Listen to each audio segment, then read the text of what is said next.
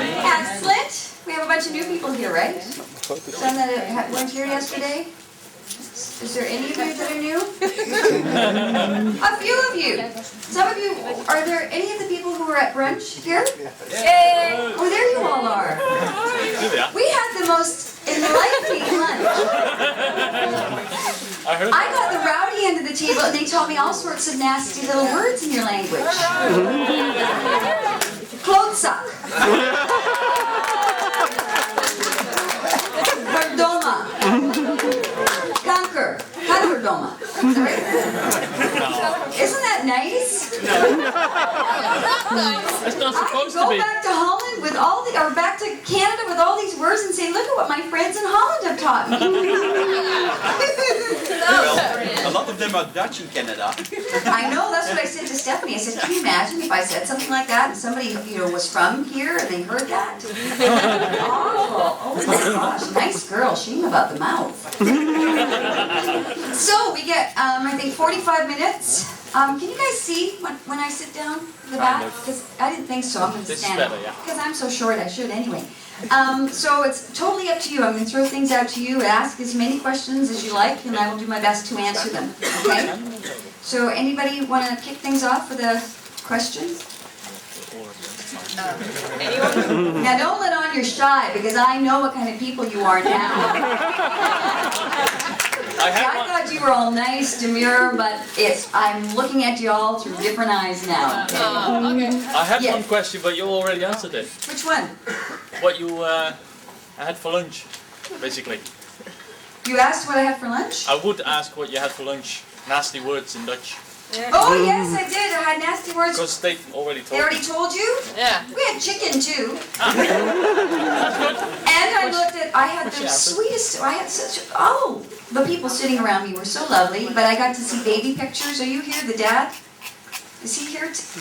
He's not here. He had these wonderful kids. His picture is there with his he has his son and a daughter, and a really nice girl showed me all her pictures of her dogs. There you are, and her cats. So it wasn't all just nasty talk. There was some nice things there too. Who else wants to ask a question? Yes? Where are your shoes? My shoes? Special shoes. My special shoes. Yeah, for the series. They're back in Vancouver, Vancouver. but they're about this high actually. I mean, they're huge. It's like, look at, this is the difference. So here I am with these heels, and here I am without. And bear in mind that everybody I work with, I'm looking up their nose. Because Christopher is like 6'2", 6'3". Richard is like 6'2", 6'3". Amanda is like 5'9". Michael Shanks is like 6 feet.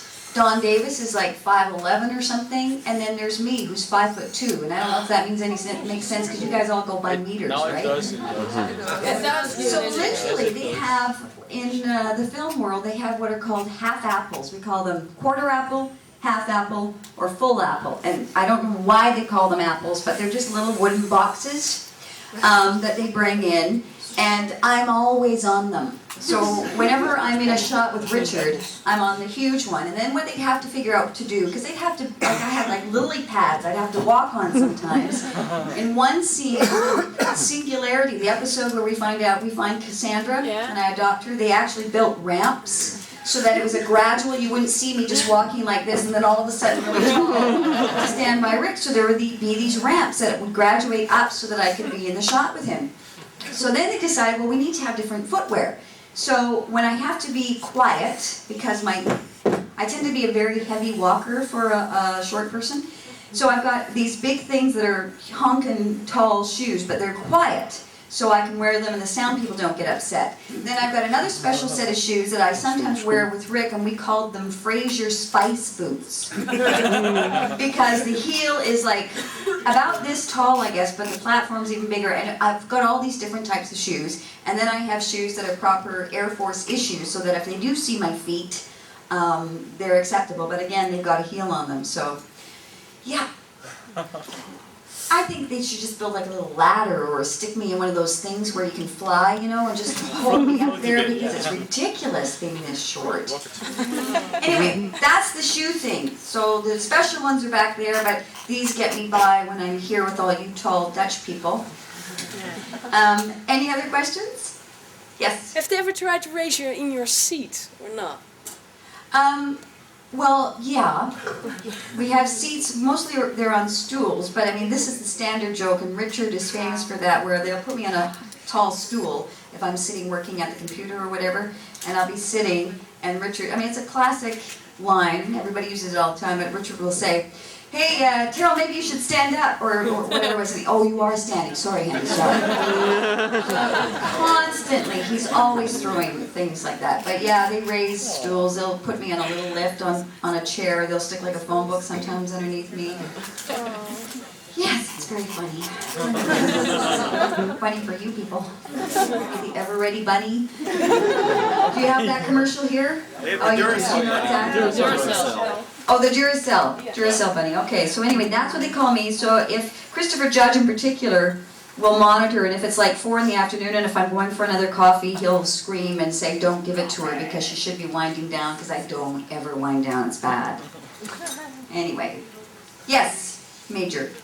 There's several things they ought to be studying through the gates. I mean, they look at alien technology, but they're never looking at weather systems or medical research. There seem to be whole areas that could be a benefit to Earth that they're not looking at. And you'd think characters like Dr. Fraser could go through and study medical, but also studying alien, say, planetary systems might give us a good guide as to how to control the climate back here. Absolutely. Did you guys hear that? There was a suggestion that she thinks when people go through the gate, we should be studying more things like the medical technology and different, what else did you say? Weather systems. The weather systems and all of that. But I think as far as the viewing goes and for ratings, it's got to be the bad guy versus the good. I think that comes into it. I think, yes, it's all about the technology. We try to bring that in. But if you didn't have Colonel O'Neill diving through the gate while the shots are coming through before the iris is closed, I don't know if it would make for an interesting maybe a show. But yeah, I mean, I think they try to incorporate that, and certainly if all goes according to what we're all hoping, that we'll go a 7th season, then perhaps that will happen. Maybe they'll start introducing more of that in the 7th season.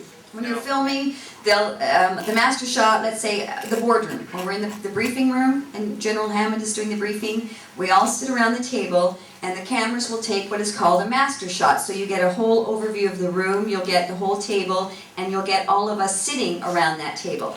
And then what we have to do is we come in for close-ups, where it's just a tight close-up, say on Richard or whatever, or a 2-shot or 3 people. And when that happens, they break, that table comes in half. It's not one solid piece. They'll break it down into 2, move it out, and make room for all the cameras. And when that happens, if it's, let's say, a 2-shot, instead of our typical briefing chairs that are big leather chairs, they'll move those out of the way, and these apple boxes that I was just telling you about, they'll be turned, a full apple will be turned on their side, and we all squish in as tight as we can. If the camera lens is here, we all come in as close, all of us in the same position that we were around the boardroom table. We'll sit as close as we can to the lens, so the eye line for that other actor, if it's your close-up, is as close to the lens as possible, so that when you're watching it on TV, it makes sense of where he's looking. So this one particular time, we'd shot the master, and the briefing room where we film is upstairs in the studio, and it's notoriously, every time we get there, everything slows down. We don't know what it is. It's like something happens with the warp drive and it just crashes. And there's like no air, and we all get fuddle-brained. There's just something with the oxygen in that room. So we shot the master. It was now a 2-shot, I think, on Amanda and myself. So we're sitting there, and the camera's on us, and we're looking at all the fellow actors all squished in beside the lens, and we're doing whatever it is we're doing, and you know, Richard is saying, well, what about blah, blah, blah, blah, and I'd be like, well, I don't know, sir, I mean, we're dealing with a situation that is whatever, blah, blah, blah, blah, blah. Amanda then said her line, blah, blah, blah, blah, blah, and then we're waiting for Don Davis, General Hammond, to say his next line, so that we can all continue our scene. So we're doing our lines, and Amanda says her line, and I'm waiting for the general to come in so that, you know, we can respond to him, and there's like dead silence. So we just, you know, held that moment thinking, okay, maybe he's taking a dramatic actor pause. So we just kept waiting, and waiting, and then finally we kind of did one of these where the camera's on, we're rolling, and we're like, looking over, and I swear to you, I'm not embellishing. This is an honest to God truth. This was Don in his chair.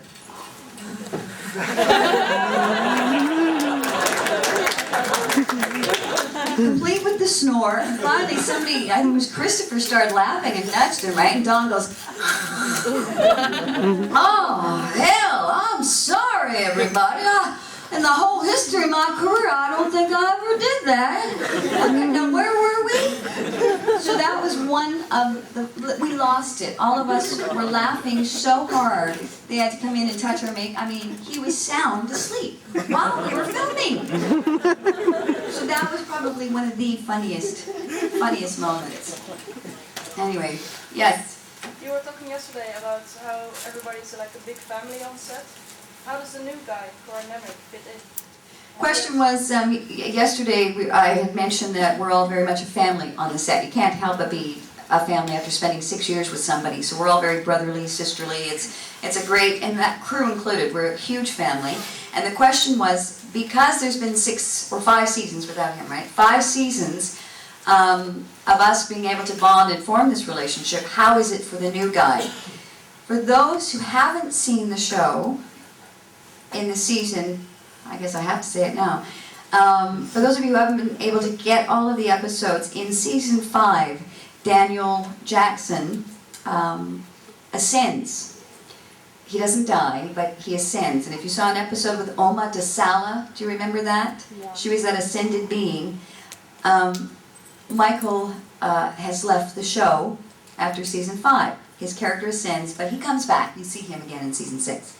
So filling in for him to make up SG1, the team, is an actor by the name of Corin Nemec, who is a lovely actor. I think I had an advantage in that Corin and I did a movie together a few years back called Campus Justice, and I think they changed the working title to Silencing Mary with Melissa Joan Hart. So we knew each other, so it was great. It was nice to see him again because I had known him already. And he also, what was the series that Corin did? Parker Lewis, yeah. So if you're familiar with that show, then that's who Corin is. He's a lovely, lovely actor, and he has fit in phenomenally well. He gets along with everybody. Everybody's been very warm and welcoming to him, and he has some pretty big shoes to fill. I mean, Michael really sort of ingratiated himself with the fans and with cast and crew, and we miss him terribly. But he's come in and he's done a great job bringing his own, stamping his own signature to the show, his own character. And so through season 6, they have developed the character, and they've also developed how he gets along with all the rest of us very nicely. So it's good. And it's the typical thing where it's been, the O'Neill character, not sure if he's really ready to accept this person and challenging him all the time. But it works out really well. It's been great. Yeah, he's been. Oh, she's got her own. Have a seat. Have a little chit chat. Go on, sit down. You want a coffee?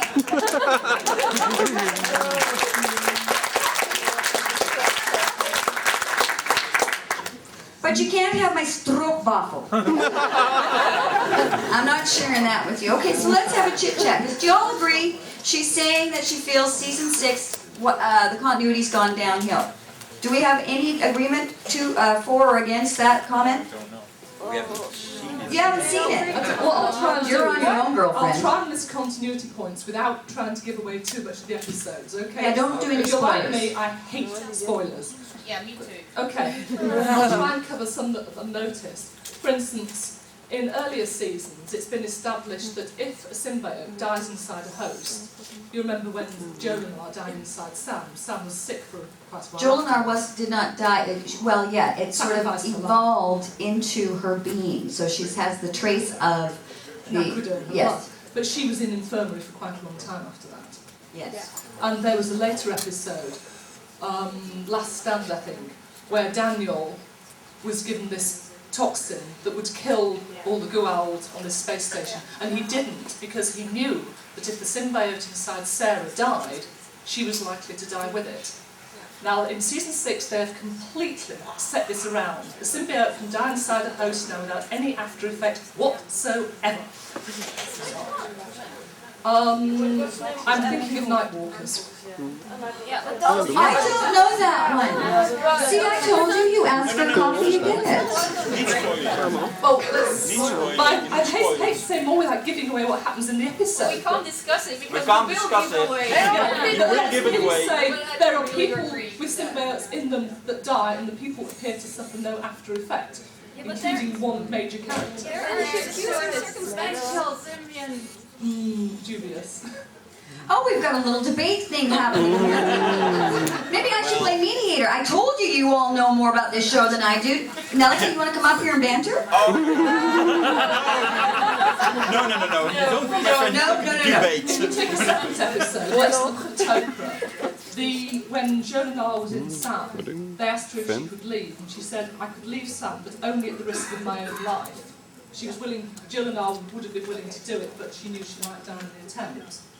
And when Selmac joins with Jacob, Selmac says, I can cure your cancer. I can't just cure your cancer and leap on into another body. It doesn't work like that. It's a permanent joining. And again, season 6, they've busted that one. It's apparently now a Tokra can jump in somebody, cure them, move on, no ill effects for either host or symbiote. So, Wow, isn't that amazing? How do you do that? Do you like video, like do you copy it or something and watch them partly over and because over and over? I'm writing a fan novel that happens to involve Tokra and symbiotes, so I'm very aware of continuity on those points. Man, I had no idea that there were such serious watchers out there. My teardrops were diamonds, and I had all these magic powers because I also really liked Bewitched and I Dream a Genie. So I could just sort of, do whatever I wanted to do. I had it all going. And of course, I had to be I had to be Captain Kirk's girlfriend. But I didn't want to leave Spock and Bones out, right? But I also knew at a very young age about competition. So I was this color hair. Actually, I wasn't. I was darker then. That was before I discovered peroxide. So I was the dark-haired one, and I was with James. And I had to have something for Spock, but I knew that I didn't want another brunette. So I had a blonde. I can't remember who got the blonde, but there was a blonde for Spock and a redhead for Bones, one of them. So I had us all covered. So that's what I did. So yeah, it would be something like that. And I had all beautiful, gowns and all sorts of nice things like that. So it would be something like that with magic powers. With Patrick Stewart on my arm.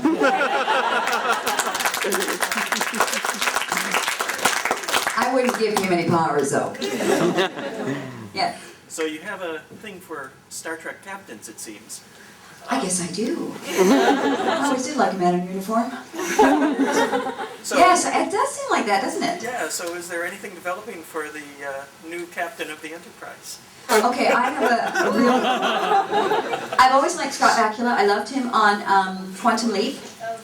But I have not, and I'm ashamed to say it, I have not watched one episode of Enterprise yet. I haven't. I don't know why. It's really been... I just haven't. They take off their shirts a lot, so. Do you? Scott takes his shirt off? Yes. And There's a nice shower scene. Really? Yeah. Well, I have to look into this. But isn't it good? Is it a good story? You guys, I'll be honest. Like, are you liking it as much as the other? Yeah. It is. Oh, really? It fits perfectly. And now, when is it set? This is the one that's set pre. 100 years. How it all started before. Okay, I'm gonna have to give it a try. Now, is it one of those ones? Another thing I'm ashamed to say is I've never watched Babylon 5. Yeah, I did. I felt really bad. Don't you be putting your hands on your face, make me feel so bad. I even said that to Bruce. My very first convention, I was so green, and I called him my daddy because he was coaching me on all these convention things because I was so nervous. Bruce Boxleitner, and I couldn't say I watched it. Well, I haven't even watched my own show, so that was sort of my out. But yeah, I haven't even watched that one, but I do know that when I would try to watch it, it was one of those ones you had to watch like from the beginning to end to sort of get into it. Yeah. Is Enterprise like that? Like, can I flick it on and get it? Yes. Oh, I will. Okay, I'm going to do that. Yeah, I will look into that one for sure. Thanks for embarrassing me and making me admit to the fact that I haven't done it, and I will do it. Any other questions? Check next year. Yes. Have you ever read any fan fictions on Star Oh Trek? gosh. Oh my god. The question was, have I ever read any fan fiction on Stargate? Well, just opened up a can of worms, haven't you?